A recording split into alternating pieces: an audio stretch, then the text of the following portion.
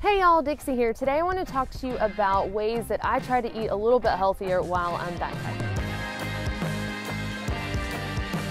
Most backpackers, especially thru-hikers, kind of take pride in knowing that they can eat the dream diet of any 5-year-old and just all the junk food they want. And at the end of the day, most of them burned more calories than calories they consumed. So folks who backpack a lot typically aren't necessarily, at least initially, worried about, how healthy is the food that I'm eating, because, you can eat it and not gain weight. But I always notice towards the end of a 6-month journey that if the majority of my food has been something that can sit on a shelf for a long time and not rot, that I just really kind of feel malnourished.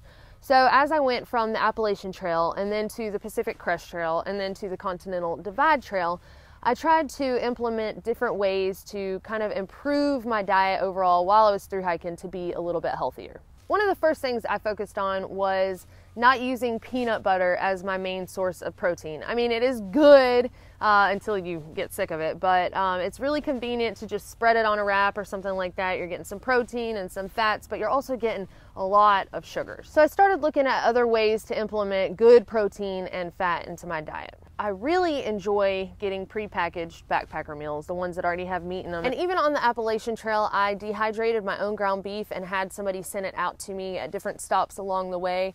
And so that way I could fix the typical pasta sides or rice sides or ramen noodles, the different pastas and starchy foods, and add some ground beef to it. And I actually have a video on how I made that ground beef. If y'all are interested, that will be in the video description below this video. But before the PCT and CDT, I didn't have as much time to prep and spend hours on dehydrating a lot of things. So I ended up just ordering one of the big cans of the Mountain House ground beef. And then I just prepackaged it in little vacuum seal packets and had that sent out to me. So I feel like a lot of the ways to kind of be healthier might include sending some packages to yourself. I don't necessarily love doing a lot of food drops, not full resupplies anyway, but little packages like this, if I can send out to myself when, I'm already having my mom send me my Asacs or macro spikes or, a change of clothes or something like that, I tell her, go ahead and throw in some of these packages of ground beef or other things that I've dehydrated. And then of course there is chicken in the little full packs. You can also get tuna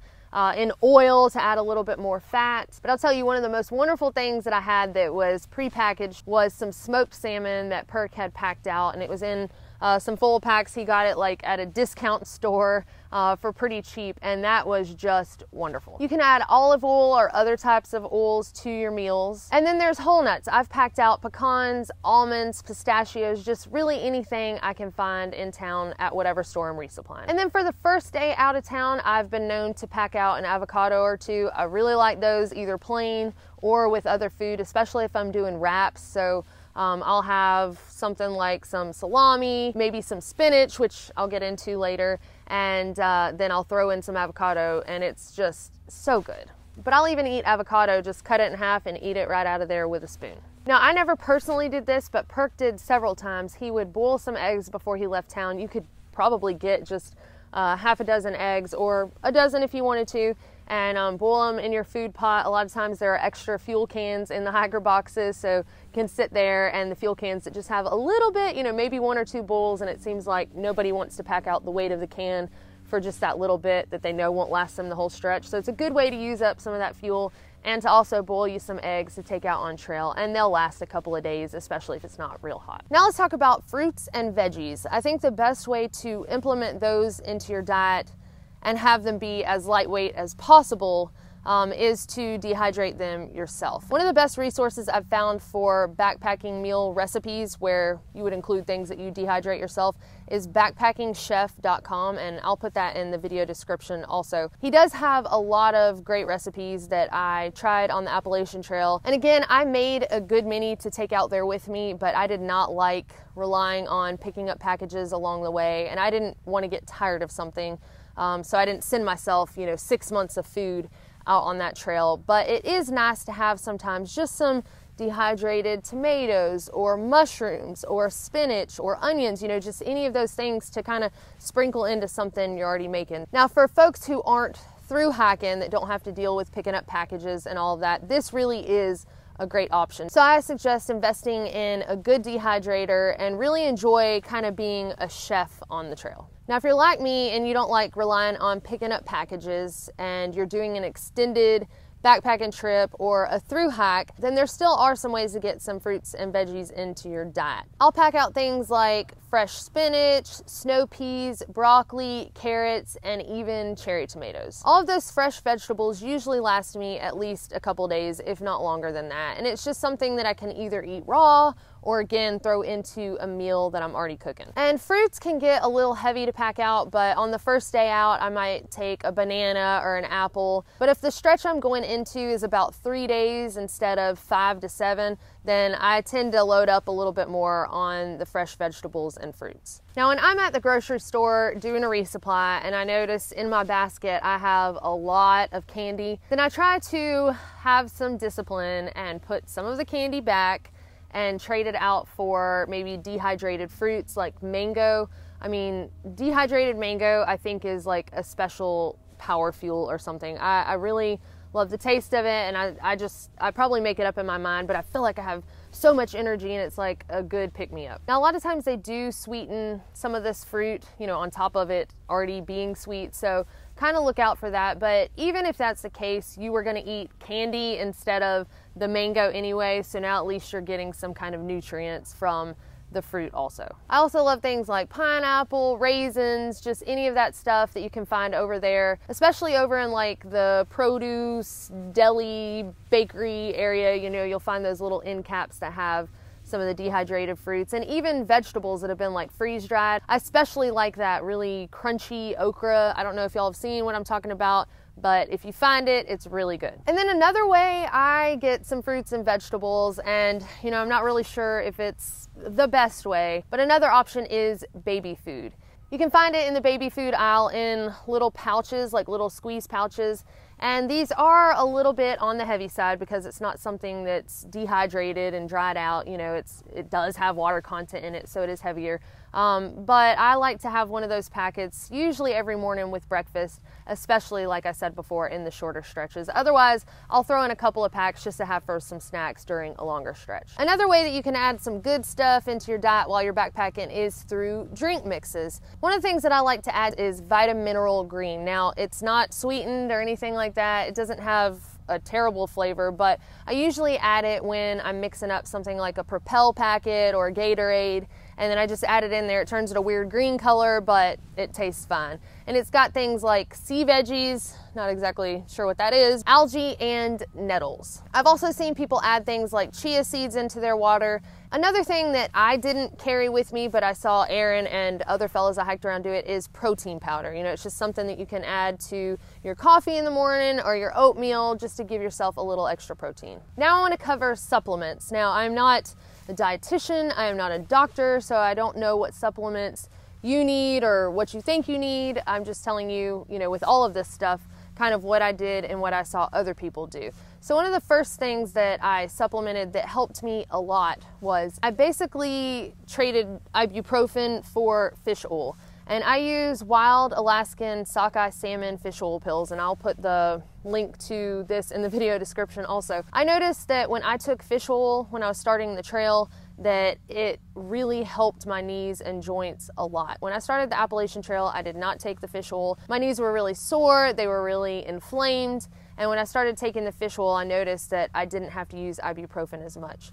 Same thing with the PCT, did not start with the fish oil, and when I got it sent out to me, it helped a lot. So with the CDT, I finally learned, and I started with the fish oil, and I'm telling you, I didn't have any troubles with my knees starting out. Now, the brand that I use is a little pricey, but what I like about it is it has an additive to kind of help it be more stable at warmer temperatures, because you'll see they always tell you, you know, store it in a cool, dry place, because those fats can kind of break down if they're exposed to a lot of heat, especially something like backpacking. So it is important to, you know, look at what you're using and making sure that it's going to be able to be outside and still actually be something useful for you to take. Another thing that I took on trail was probiotics, and this is something that you also have to consider. that it cannot be refrigerated while you're backpacking, so you've got to get something that's stable even in the heat. But I just think that we're really destroying our stomachs by eating some pretty terrible things while we're backpacking. So kind of restoring that good gut flora is a good idea, so you don't end up doo-dooing like a goose. Where this really helped me out was on the Appalachian Trail after I got food poisoning. I went to the doctor and he was like, I wish I could give you some antibiotics to make it better, but that's really just going to make it worse. You know, it seems like you've already gotten rid of all the demons, you know, that were in your gut, and so now you've just got to replace that good gut flora. And he told me to go get some probiotics, and it helped very quickly. Also on the CDT, when I had to get my wisdom tooth removed because it was like infected and gross, and when I had the infected ingrown toenails and took the antibiotics, both of those times it was really good to have some probiotics to take with those to help me not feel really sick on trail. Something else that I like to add to my diet while I'm backpacking is stuff from the wild. So things like berries, mushrooms, ramps, a lot of that stuff I found on the Appalachian Trail. But on the CDT, I was able to add trout to my diet, which was a nice source of protein. Now, of course, with wild edibles, you have to make sure that you know what you're doing, or that you're with somebody else that knows what they're doing, because there are things out there, berries and mushrooms, etc., that can be poisonous or harmful to you. I know that I have focused on ways to implement better food into your diet while on trail, but if you're doing a through hike or a several section extended backpacking trip, then you're gonna have times while you're in town in between stretches. And I think it's important during that time to, yes, carb load, you know, you need all of those calories, so get that big old fat greasy hamburger with fries, but also throw in maybe a side salad or an order of steamed vegetables. You know, I think that making sure that you're still getting some of those nutrients into your diet is a good thing. Maybe grabbing a bottle of kombucha while you're at it and eating a little side of yogurt from the continental breakfast at the motel you stay at is a good idea to kind of help that good gut flora. So all of the ideas I've talked about today have been more or less ways to just add some kind of nutrition into your bad carby diet while you're backpacking. And with guys especially, they tend to lose a good bit of weight during through hikes.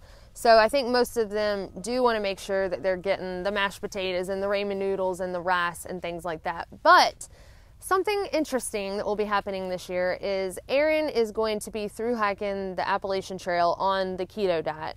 And if you're not familiar with the keto diet, just in the simplest way to say it, is a very, very strict low carb diet, and he will be attempting this from beginning to the end, and I'm sure that he will have already transitioned into the keto diet before he starts the trail. He doesn't have his channel or social media outlets set up yet, but he will, and as he does that, I will be sure to post it and let y'all know if you're interested in following that journey, because I know a lot of folks are, you know, wondering how can you do a backpacking trip, especially something like a through hike, without putting all of the carbs and just garbage into your body. So we'll see how that works out for Aaron. But thank y'all so much for watching today. And if you have any suggestions on, you know, what you enjoy while on trail that's a little bit healthier than the general hiking diet, or if you have any good recipes, please feel free to share that in the comments below. I'm always looking for new ideas, as I'm sure everybody else is too. So thank y'all so much for watching, and we will see y'all next time.